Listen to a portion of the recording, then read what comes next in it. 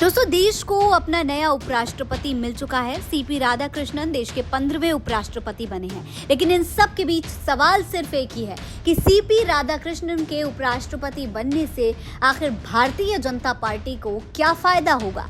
क्यों सीपी राधाकृष्णन को ही भारतीय जनता पार्टी ने एनडीए का उम्मीदवार बनाया। आज के इस वीडियो में इसी पर बात करने वाले हैं, इसीलिए वीडियो को पूरा जरूर देखिएगा। तो दोस्तों, सीपी राधाकृष्णन देश के 15वें उपराष्ट्रपति होंगे, ये तो आप जान ही चुके हैं। मंगलवार को मतदान हुआ था। एनडीए उम्मीदवार राधाकृष्णन ने इंडिया कैंडिडेट सुदर्शन रेड्डी को 152 वोट से हरा दिया। मतदान में 788 में से 767 सांसदों ने वोट डाला, जिसका मतलब है कि करीब 82.2% सांसदों ने वोट डाले हैं। राधाकृष्णन को 452 वोट और सुदर्शन रेड्डी को 300 वोट मिले हैं। 15 वोट बाकी कैंडिडेट्स की झोली में गए हैं।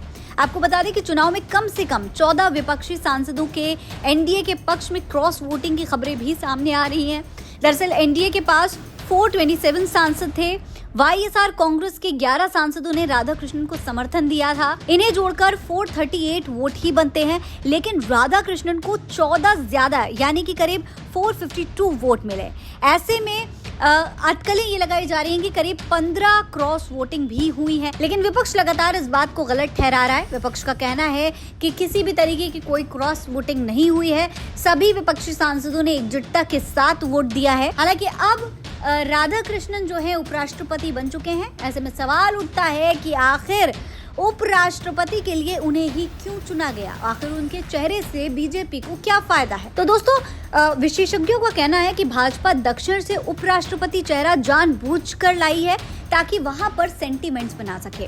दोस्तों देखिए, भारतीय जनता पार्टी का दक्षिण की राजनीति पर इस वक्त बहुत ज्यादा फोकस है, क्योंकि पार्टी वहां पर काफी कमजोर है। बीते कई सालों से भारतीय जनता पार्टी अच्छी पकड़ दक्षिण में नहीं बना पाई है।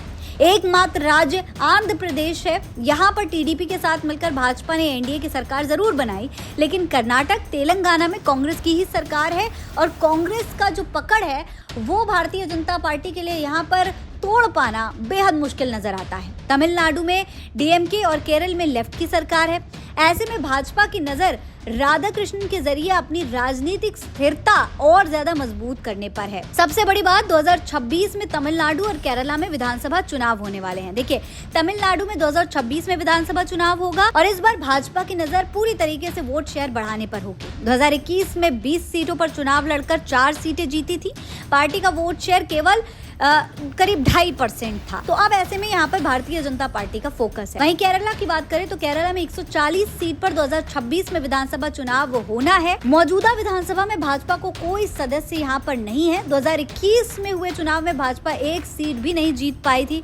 इस बार के चुनाव में भाजपा को खाता खोलने की उम्मीद नजर आ रही है और इसके लिए जो चेहरा है वो उपराष्ट्रपति राधाकृष्णन का चुना गया है। अब उनको इसका क्या फायदा दिखता है, क्या वाकई में फायदा मिलेगा या नहीं, ये देखना बेहद दिलचस्प है। फिलहाल इस खबर में इतना ही। ये खबर आप मेरे official channel Farid Ansari official पर देख रहे हैं। जय हिंद, जय भारत।